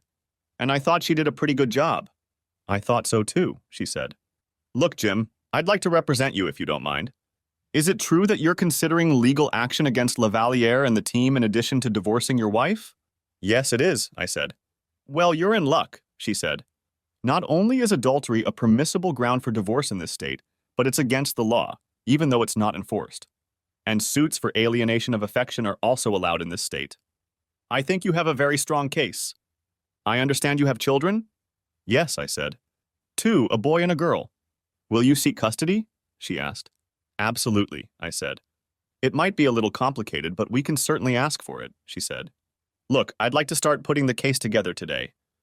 I'd like you to bring everything you can regarding your finances and any evidence you have of their affair. Can you meet me in my office tomorrow morning, say 8 o'clock? "Yes," I said. "I can do that." "What about the fee? Don't you need an advance or something?" "Usually, yes," she said. "But in any case, I'm willing to do it pro bono, for free, for you." "Thank you, but why would you want to do that?" I asked. "I'll tell you someday, just not now over the phone," she said. "Okay," I said. "One last thing, Jim," she said. "What's that?" I asked. "After this morning's article, you'll probably hear from the Sharks legal team," she said. "Don't give in to them." "Absolutely not. Just tell them they can expect a call from your lawyer." "Can you do that?" "Of course," I said. "All right," she said. "And don't do anything stupid." I chuckled. "I won't, I promise," I told her. We said goodbye and ended the conversation. Looking at the time, I decided to go to the kids. I went back upstairs and put on a clean pair of jeans and a shirt. When I got back, someone was banging on the door. I looked through the peephole and saw two well-dressed men in dark suits. Probably from the Sharks, I thought, remembering Lisa's warning. I opened the door. "Yes, what can I do for you?" I asked calmly. "Mr. Carlyle's, said one of the men. My name is Roger Billings, and this is Jack Dunstan. We're from the Sharks. Can we come inside and talk for a few minutes? Suddenly, I recognized Dunstan from pictures I'd seen in newspapers and on TV. He was the owner of the Sharks. I figured Roger was probably a lawyer. I opened the door and invited them inside. Please come in, I said. May I offer you something to drink? No, but thanks anyway, Jack said. We won't take up much of your time. We're only here to discuss your problem with Mark Lavaliere. Graduation? I asked. You mean he ruined my marriage and my family? Is that the issue you're talking about? Well, yeah, Jack said, clearly confused by my words. He turned to Roger. Show him the proposal, and let's get this over with, please. Roger opened his briefcase and pulled out an envelope and a folder. He handed me the envelope and indicated that I should open it. I opened it, and as I looked inside, I was shocked. I could feel my face turning red as I looked at the two men. Is everything all right, Mr. Carlyle? Asked Jack. You've got to be kidding me, I said. Is there a problem, Mr. Carlyle? Asked Roger. Everything seems to be in order. $1,000? I asked. You're offering me $1,000 for what that asshole did to me and my family? That's not an offer, that's a goddamn insult. Wait a minute, Mr. Carlyle, Jack said. That doesn't include lifetime season passes and anything else you want from our gift store. That costs a lot of money. I almost laughed out loud. And this is in exchange for what? I asked.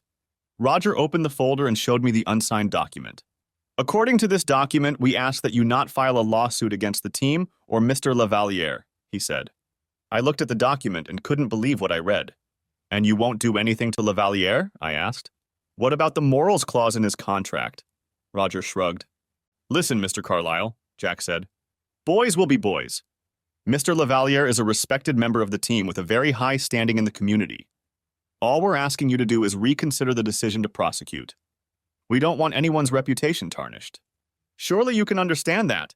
As far as I'm concerned, Lavaliere ruined my marriage, I said. And he's already ruined my reputation. Articles and pictures of him with my wife have already circulated. What about my two children? How are you going to make up for the loss of their mother and family? Do you think season tickets and flashy clothes will make up for it? What do you want us to do? Asked Jack condescendingly. Oh, I don't know. Maybe you can entertain my wife or turn back the clock to Thursday and keep asshole from meeting her for the first time, I said wryly. Better yet, why don't you kick some balls around the soccer field a few times? Live on the air. Hell, I'd even pay to watch that. Both men looked at me, shocked. We can't do any of that, Mr. Carlyle, said Roger. Perhaps you'd like to make a counteroffer? You will listen to my attorney. This meeting is over. Please leave. They looked at each other, then stood up. Jack held out his hand to shake mine, but I didn't take it. They nodded their heads and walked out the door. After they left, I called Lisa to let her know what had happened, then called my parents and went over to their house to spend some time with the kids. Emma was still shocked to see Linda kissing another man. I talked to the parents for a while and decided to take the kids to Chuck E. Cheese's and then pick up their stuff. We had a good time, and for a couple hours they were kids again, laughing and playing. Unfortunately, all good things come to an end sometime, and this occasion was no exception. They grumbled a bit, but joined me as we walked to the car. We went to their rooms and packed up their things to take them to their grandparents' house and then went back downstairs. The next thing I knew, the front door swung open. I saw that the door jamb was broken, and the next thing I realized was that asshole was standing there in all his rage looking at me. You goddamn bastard, he shouted. I'm going to hurt you for everything you've done. All I wanted was a piece of ass, but you made a big goddamn federal case out of it. I tried to speak but couldn't as his fist caught up to my face and threw me back. After the stars disappeared from my vision, I realized that I needed to find something to defend myself, as I knew it wasn't going to be all about fists alone. I was filled with rage, and I remembered the iron skillet on the stove. He fell to the floor and I dropped the frying pan, but my rage didn't subside. Drop the frying pan, sir, the man said. I let go of the cast iron skillet and turned around, hearing it hit the floor. Stay where you are, hands behind your head. I obeyed the policeman's order and put my hands behind my head. He put my hands behind my back and handcuffed me. After making sure I was no longer a threat, he lifted me to my feet. Officer, he broke into my house, I said. I know, he said. Your neighbor across the street saw him kicking in the door and called 911. I got here as fast as I could. Are you okay? Damn, was I really that fast, I asked myself. My face hurts like hell, I said. He looked at me and nodded his head. Yeah, you're going to have a bruise, that's for sure, he said. He walked over to Emma and examined her. Thankfully, physically she was fine, but she was shaken and scared. He called on the radio and came back to me. Officer, can I call the parents to come get the kids? I asked. He looked away for a moment before answering. Do you have a gun? He asked. I shook my head. No, officer, that's why I grabbed the frying pan, I said. Okay, he said, releasing me from the handcuffs. But I'm going to have to take your statement. Thank you, I said. Am I going to be arrested? I don't think so, he said. I think he broke into your house, attacked you and your daughter. You were just protecting your children. Unless they tell me otherwise, no, I'm not going to arrest you. I will arrest him, though. I grabbed my phone, which had fallen out of my pocket when asshole hit me. I called my parents, and my dad said he'd be right over. By then, an ambulance pulled up in front of our house, and the paramedics went inside. They examined Emma to make sure she was okay, then examined me before turning their attention to asshole, who was lying unconscious on the floor. As they wheeled him out on a gurney, my dad made his way home. What the hell happened? He asked, walking into the house. We had an unwanted guest, I said. He watched my face for a second. Damn, boy, this is going to be a mess for a long time, he said. He looked at Emma, who was crying on the couch. He took her in his arms and hugged her. It's okay, honey, the bad man is gone. He looked around for a moment. Where's Timmy? Timmy was hiding under the table, barely visible because of the long tablecloth. We saw him peeking out from under the table. It's all right, son, I said. You can come out now. He crawled out from under the table and came toward us. My father looked at the policeman. Can we leave? He asked. The policeman nodded his head. Yes, that's all right, he said. I'll need to have a little talk with your son, but you don't have to be here. Thank you, he said. He gathered up the kids and their things, then turned back to me. Come back when they're done, okay? I will, Daddy, thank you, I said. I hugged the kids and kissed them goodbye, telling them I'd be there soon. After they left, the policeman and I sat on the couch while he wrote down my statement. I couldn't believe it had all happened so quickly.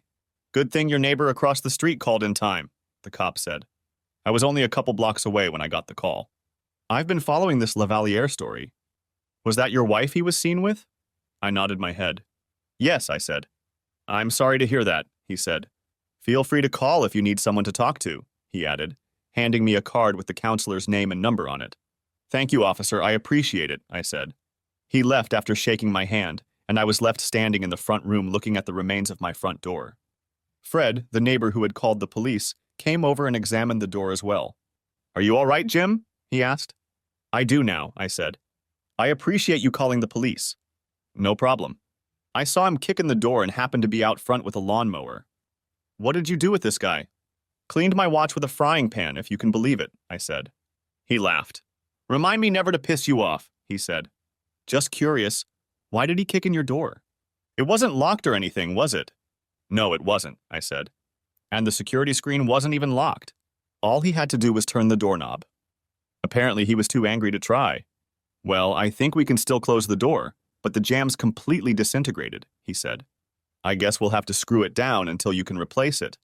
I'll get a drill and screws and help you if you want. That would be great, Fred, I said. Thanks. I'll go get my drill. With Fred's help, we managed to close the door, but I had to bolt it because asshole had done damage to it when he kicked it with his foot. Luckily, the deadbolt wasn't locked at that point, and I was able to use it. That'll do it, he said. Let me know when you get a replacement, and I'll help you put it in. Thanks again, I said. Just one more thing my wife's cheating managed to ruin, I thought to myself. I quickly made 2 calls, one to Lisa and one to Audrey. Lisa wasn't very happy that I had mopped the floor with Zusrans with a frying pan, but she was glad it was all over, and even happier that I wasn't in jail and the kids were relatively okay. She was, however, amused by the fact that Lavalier was in the hospital and would be arrested. Audrey told me she heard the call on the police scanner and had already talked to the reporter who covers police calls. You know I can't remain anonymous anymore, she said. It's all going to be in the police report. I know, I told her. We talked some more and she told me to stay tuned. Everyone will be talking about it now, she said. After we finished talking, I went upstairs and showered again. When I looked in the mirror, my eye was already black and blue. I decided I needed to make another call and dialed my boss's number. I explained the situation and told him I needed to take a few days to get things straightened out.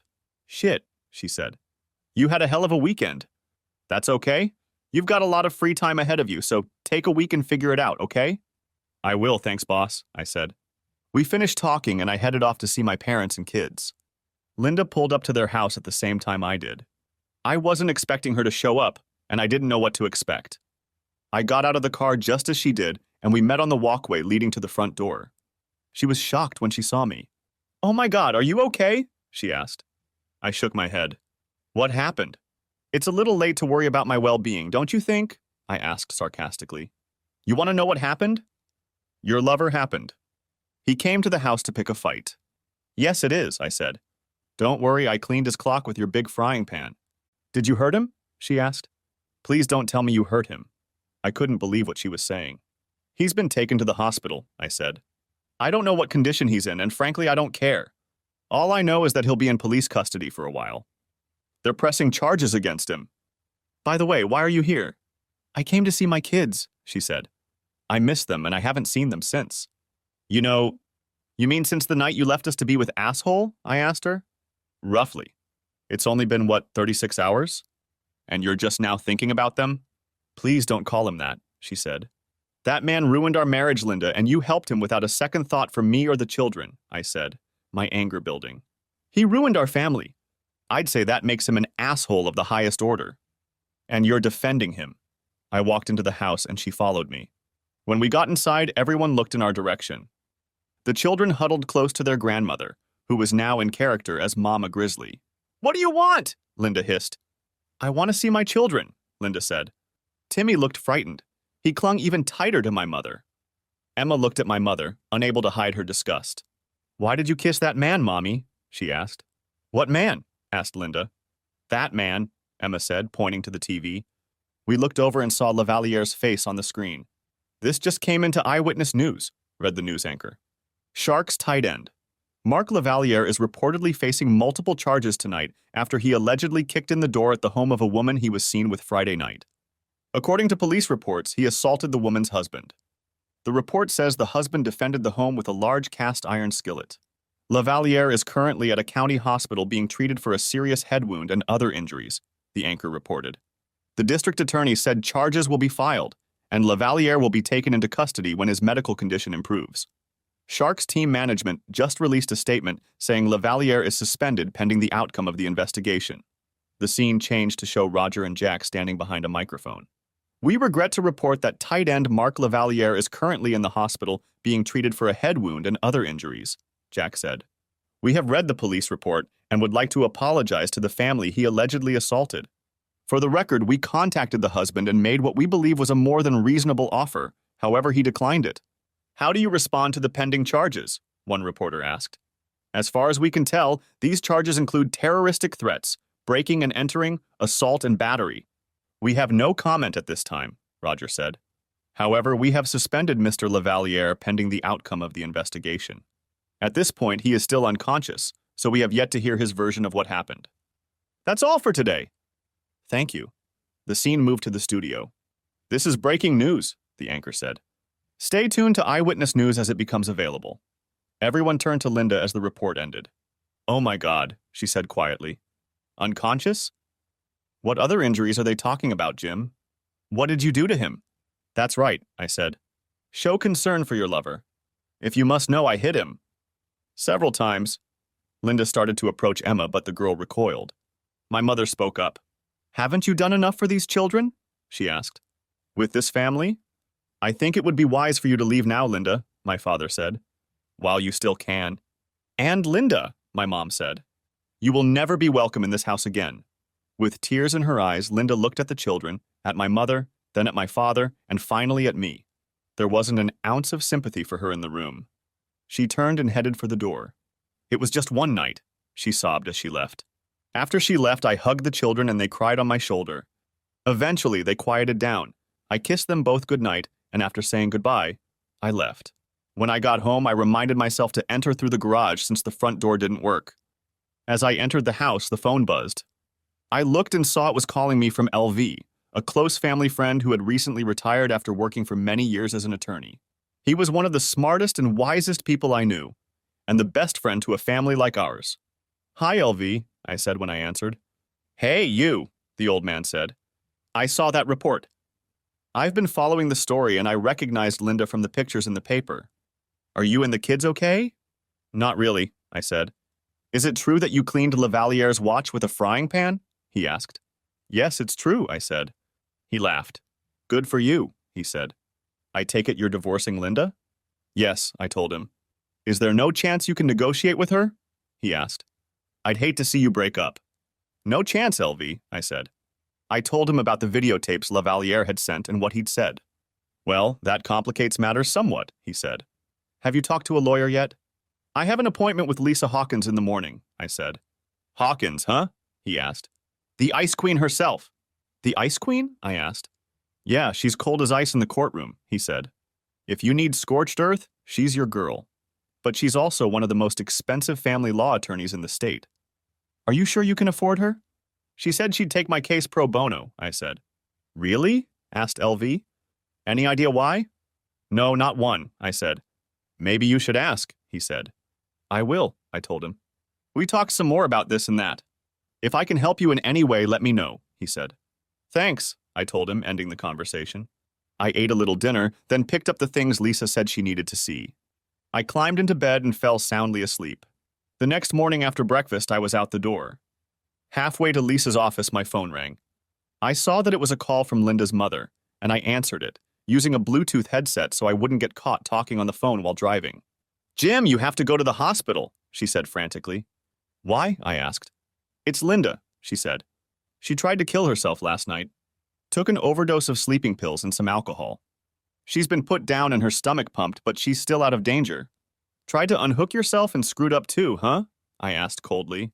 Sorry, I have an emergency right now. Maybe I can swing by her place after the meeting. Jim, she's still your wife and the mother of your children, she said. And she's in the hospital. Don't you have feelings for her at all? Why do you think she's there? I asked. And do you think she even thought about the kids when she left with that asshole? Or about me? I have an appointment with my lawyer. I can swing by her place when I'm done. Please, Jim, she's a total wreck, she said. It's completely destroyed her. She has no one to blame but herself, I said. How can you be so cold? She asked. Linda loves you and the children. I feel the love, I tell you, I said. I'd better be going. I'll look in on you when I'm done. She gave me the room number, and I hung up after saying goodbye. I made my way to the parking lot downtown and then headed towards the building where Lisa's office was located. I was greeted by an attractive young brunette receptionist who directed me to a chair in the waiting area, summoning Lisa. A few minutes later, a petite blonde woman in a pantsuit came out and ushered me inside. Once in the office, she turned and held out her hand to me. I'm Lisa Hawkins, she said with a smile. It's nice to finally meet you, Jim. Likewise, I said, though I wish it had happened under more favorable circumstances. Me too, she said. Well, let's get right to the point, shall we?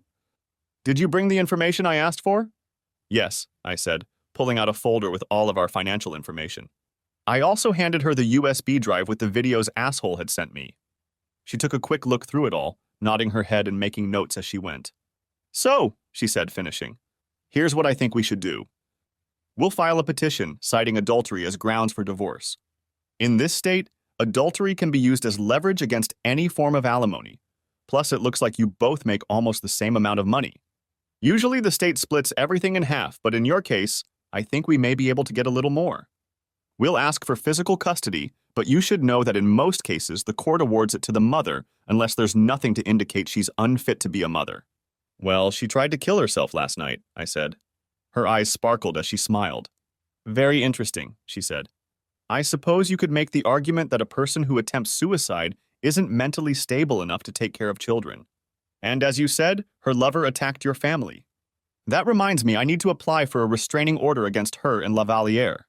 Even though he's in the hospital and will be charged? I asked. Especially since he'll be facing charges, she said. He's already shown he's willing to break into a house and attack you. I would say that makes him dangerous. And I think the court would agree with that. Just because he's been charged doesn't mean the court won't let him out on bail or on his own recognizance. By the way, do you have a gun? I shook my head. No, I don't, I said. That's why I used a frying pan. She laughed. Okay, she said. Remind me never to piss you off, at least not in the kitchen. By the way, where are your kids now? They're at my parents' house, I said. Okay, we'll include them and their house in the restraining order, she said. Then she pulled out another packet of documents. I've also started working on a lawsuit against Lavaliere and the team, she said. You should know that usually alienation of affection lawsuits don't go very far. However, I think your case will be helped by the videos he sent you and the allegations stemming from his assault on you, your home, and your daughter. I did a little research and found out that with everything included, he is worth about $125 million. I think $12.5 million would be a reasonable figure considering what he did to you and your family. That doesn't mean you'll get that amount, but it's worth a shot. Since we know he's done this to other people, maybe we'll find out if they'd be willing to come forward. Maybe we can make it a class action suit. What do you say? You're a lawyer, I said. You do what you think is right. Okay, she said. It won't be easy, but we can try. I think we can make similar claims against the team, since all players are required to sign a morals agreement. However, it depends on what they do with it after the charges are filed. You have to know it will be an uphill battle. I've already figured it out, I said. If anything, I think the divorce itself can be settled pretty quickly, she said. Adultery is still considered a misdemeanor in this state, even though no one has ever been prosecuted for it. I don't agree with that law, but it's still on the books. But we can use it to our advantage. If she tries to contest the divorce, we can use that as leverage. If she doesn't contest the divorce, it could be finalized in as little as 3 to 6 months. Litigation will take more time and work, but I think we'll end up ahead in the end. Any questions? Just one, I said. What is it? She asked. You said you were doing this pro bono, I said. Why are you doing it? You know you're not the only one Lavaliere has hurt, right? I nodded my head. He seduced my fiancée years ago before he became the star he is now. Wait, what? I asked. I'm sorry to hear that. Is he bisexual or something? She shook her head. No, not at all, she said. But apparently my then fiancé was. I was still confused, and it was obviously reflected on my face. She smiled and explained. We got engaged after the 2015 Obergefell decision allowed same-sex marriage nationwide. The situation was similar to yours. She fell in love with him at first sight, about the same as your wife. After that, things were never the same between us. I broke off the engagement, and frankly, I wanted to get back at him, but the opportunity never came until you came along. Most of his victims usually hid in shame after becoming cuckolds. I'm sorry to hear that, I said. Are you two still friends? We're friends, but I wouldn't say we're friends, she said. I've moved on, and so has she. She stopped and gave me a serious look before continuing. Does my lifestyle bother you? She asked. I shook my head. Not at all, I said, making her smile. Good, she said. I'm glad to hear you say that. So you and Audrey Tanis are together? I asked. She laughed and shook her head. We're good friends, but nothing more than that, she said. And no, there's nothing between us, but I wouldn't mind spending some time with her. Why? Have you thought about sleeping with her? She likes you, you know. I've never known her to take the story personally. That's the last thing on my mind right now, I said. These days, my kids are the most important thing in my life. That's the way it should be, she said. They need their father now more than ever. Look, let me get started on all this, and I'll have the divorce papers ready in a day or two. If your wife is still in the hospital, maybe we can file it there. I'd like to attend her funeral if possible, I said. I think we can arrange that, she said. She stood up, signaling that the meeting was over. I'll be in touch. Be careful, okay? I stood up and we shook hands once more. Leaving her office, I headed to the hospital to check on Linda's condition.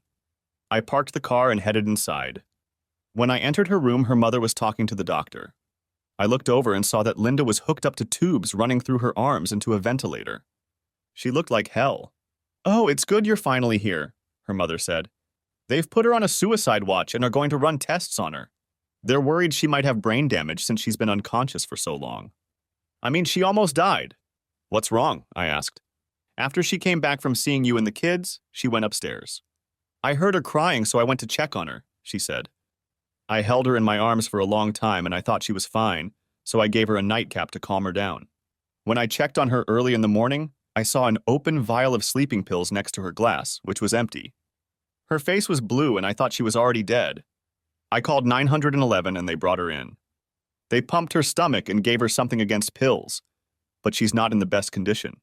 As soon as the doctor says her condition is stable, a psychologist will come in with her. Maybe they'll keep her in the psychiatric ward for a while. I don't know. How long will she be here? I asked. A few days, she said. I called her work and they put her on sick leave. Why? Are you going to serve her divorce papers here at the hospital? If she's here, yes, I said. How could you? She asked. It would kill her. She's already devastated enough as it is. Heavy shit, I said. She looked at me, shocked. Jim Carlyle, how can you be so cold and cruel? She asked. I looked at her for a moment before I spoke. I can be as cold and cruel as it takes, I said. She knew what she was doing when she left me, but she didn't care. Now she's going to have to pay for what she did to our family. I looked at Linda and saw a tear run down her cheek. I shook my head and left the room. When I got home, I did my best not to think about Linda. The first thing I needed to do was fix the door, so I went online and priced out doors. I realized I'd have to pay for the jam as well. Damn it! I took measurements and ordered a new door online. I also ordered new door locks. The website said my order would be delivered the next day, so I went to my neighbor Fred, who said he would help me hang the new door when it was delivered. The next 2 days were pretty much the same. I got up, ate, watched the news, then did chores around the house. When the door arrived, Fred and I hung it, and I replaced the door locks. Then I spent some time with my children. My parents were kind enough to drive them to school or daycare and pick them back up, but I wanted to see them as often as possible. It was hard to make them realize that their mother wouldn't be around as often as she used to. Emma was still afraid of adults, especially men, and I spent as much time with her as possible. Damn Linda for doing that, I thought. The day came when Linda was to be served with the divorce papers, and Lisa called me to let me know when the bailiff would show up. She advised me not to say anything until the papers were served. I gave her the room number and headed for the exit. I met the bailiff at the door and saw Linda's mother standing there, wiping tears from her face. Please don't do this to her, she begged. Not like this. I shook my head and went into the room with the bailiff. Linda was off the ventilator and lying in her bed, tears streaming down her cheek. The bailiff approached her. Linda Carlyle? He asked. It's me, she said quietly. He held out a manila envelope to her. You have been served with a summons, he said. In addition to the divorce papers, you will also learn that a restraining order has been issued against you and Mr. Lavaliere. You are both ordered to stay at least 500 feet away from your husband, your children, your husband's residence, and the residence of his parents. This includes your husband's place of employment. Failure to comply with this order will subject you to arrest and imprisonment. Do you understand? She nodded her head and turned to me. Can't we forget about it? She asked. It was just one night. One night is one night too many, Linda, I said. Emma still hasn't recovered from what your lover did to her. It never would have happened if you hadn't done what you did. Sign the papers, Linda. But I don't want a divorce, she said. What if I decide to fight it? Then I will have no choice but to formally charge you with adultery, I said. Adultery? She asked. Yeah, my lawyer says adultery is a misdemeanor in this state, I said. No one's ever been prosecuted for it yet, but there's always a first time. Just sign the papers and be done with it. If you look, you'll see that we're asking for half of what we already have in the bank. You'll also see that I'm asking for guardianship since you don't seem to be able to take care of yourself. Once the doctor says you are fine, I will allow you to see the children if they want to see you. Right now they don't. We're asking for a minimum amount of child support, but no more than that. You get what's yours, I get the house and what's mine. Under the circumstances, I think I'm being more than fair. Can I at least look at them before I sign? She asked. Of course, I said. She read the papers, tears streaming down her cheeks. After a few minutes, she sighed and asked for a pen. The process server held one out to her and watched her sign the papers. He signed as a witness and took them from her. I'll give them to Miss Hawkins, he said. Have a good day. As he left the room, Linda looked at me, hot tears streaming down her face. Is there no way we can forget about this? She pleaded. I didn't intend to hurt you. It just happened. Actually, you wanted to hurt me, I said. You wasted no time leaving with Asshole when he picked you up at that club. As soon as you saw him, he grabbed you. You didn't even bat an eye at me. There's no way I can forget what you did. Ever. She started crying even harder. I'm sorry, Jim, she said. Will you ever be able to forgive me? I shook my head. No, I said. I don't forgive you, at least not now. Maybe in a few years, but not now. God knows I'll never be able to forget what you did. I'm so sorry, she cried. Normally, I would have reached out to her to comfort her, but at that moment I felt nothing for her. It was as if she were a stranger on the street, one of thousands of others I could pass by in a day without even glancing at them. Yeah, I said quietly. Me too. I turned and walked out of the room and out of her life. Epilogue. The next few months were difficult for all of us. The children and I were learning to get along without Linda and getting into a routine. I learned everything that Linda used to do, mostly by trial and error. Being Mr. Mom was not easy, but I managed with some help from Mom. After a while, the children didn't miss their mother so much anymore. Emma went to counseling and it helped a lot. Linda, by the way, tried to commit suicide 2 more times and was saved again by her mother. After the 3rd time, she was declared incompetent and placed in a long-term psychiatric facility run by the state. I hear that she spends most of her day in an almost catatonic state, not talking to anyone. She eats, breathes, goes to the bathroom, and sleeps, but that's pretty much it. The rest of the time, she sits in her room rocking back and forth and apparently daydreaming about happier times. I no longer socialize with the circle of friends we used to have. Dee exploded when she was handed the papers. Of course, I didn't get a dime from her, nor did I expect to. I just wanted her to know how much her actions, or lack thereof, had helped ruin 4 lives. I saw Dave a few months after that eventful Friday, and he told me they were getting a divorce. It seems she was trying to do the same thing Linda did, and their so-called friends had her back. Now I know what you've been through, he told me. I can't put into words how sorry I am that all this happened. I didn't get as much as I had hoped, but I still managed to get a very good amount of money from them, enough to put both kids through college and still have some left over. I was also able to get lifetime season tickets. Lavaliere was eventually fired, but only after he went to prison to serve 8 to 15 years, having been found guilty of all the charges against him. We ended up filing 2 lawsuits against the asshole. Over 50 men claimed their marriages were ruined by Lavaliere. Lisa put together a class action lawsuit and submitted it to the court. A few months later, the judge allowed it to be heard, and the games began. Lisa told me that no matter what happened, win, lose, or draw, the asshole would end up with no money.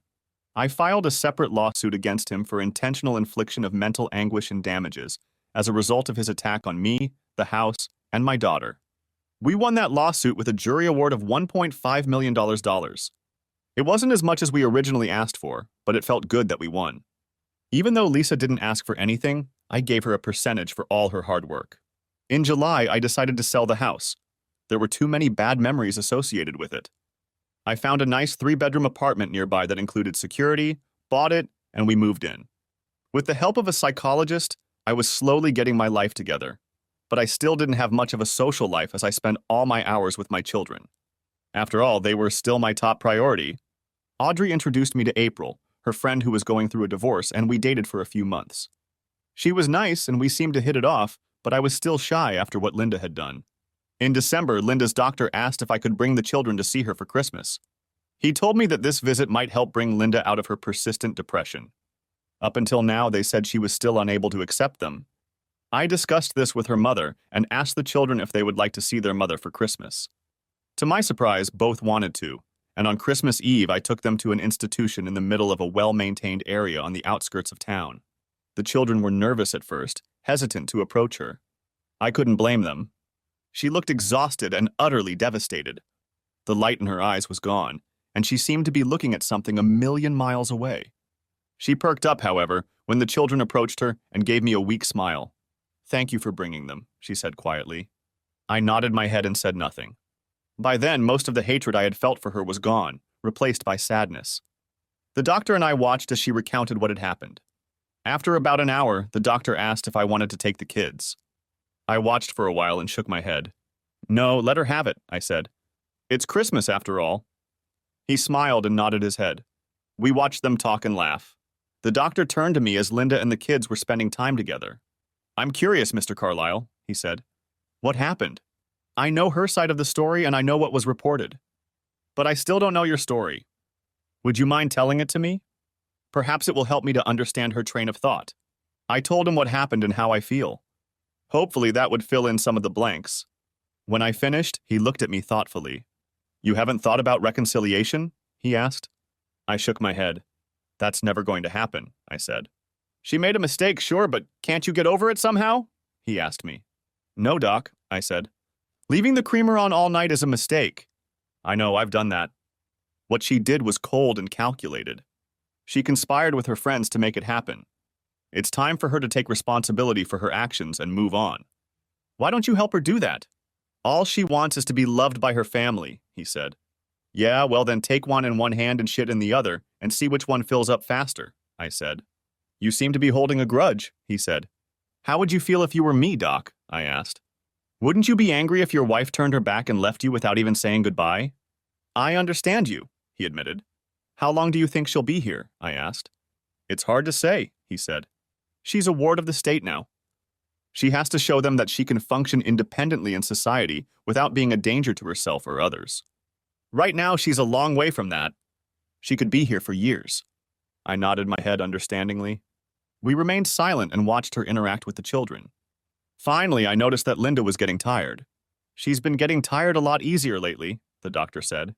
He walked over to her. Linda, it's time for you to take your medication. The children need to go home. She nodded her head and kissed the kids one last time. She looked at me. There was sadness in her eyes. Thank you very much, Jim, she said. I'd be glad if I could see them more often. I'm getting better, really. Yes, Linda, I can see that, I said. You look really good, she said. Are you seeing anyone? I date from time to time, but nothing serious, I said. I miss you. And I still love you, she said. I nodded my head. I miss the woman I married, I said. Get well, okay? And Merry Christmas. She smiled, and for a moment I saw a hint of the old Linda. Merry Christmas, she said. And thanks again. You're welcome, I said. The kids said goodbye and walked in my direction. Daddy, can we see her next week? Asked Emma. Can we? Please? Yes, may I, Daddy? Asked little Timmy. Oh, I think we can work something out, I said. Let's get you guys home, okay? Thus began a twice-a-month ritual. Most often the kids were picked up by Linda's mother, but sometimes I did it. A couple times I even had a little talk with her, but we never discussed asshole. There was no way I was going back to her, and she knew it. But she seemed to enjoy the few minutes we spent together. A year and a few days after that Friday when our lives were turned upside down, the first coronavirus death was reported in the United States. It was February 29th. Didn't I say February had to improve to suck? The next month, bans and orders to stay home were put in place. Oh yeah, that sucked. In a few months, it will be 2 years since Linda left the family with Zusrans. And while things still suck, they aren't as bad as they used to be. For example, in June 2020, Lavaliere's team put their hands down and settled a class action lawsuit. Lisa was right. By the time all was said and done, asshole was penniless. We didn't get much, but it was nice to know that he was done for good. He'd lost everything, his money, his reputation as a hero to society, his fame, even his testicles, and his ability to ever experience an erection. Even Linda smiled at that. Maybe next February won't suck as much, or at least not as lame as the previous two. Thanks for watching, I hope you enjoyed it, so subscribe to my channel and watch the next video.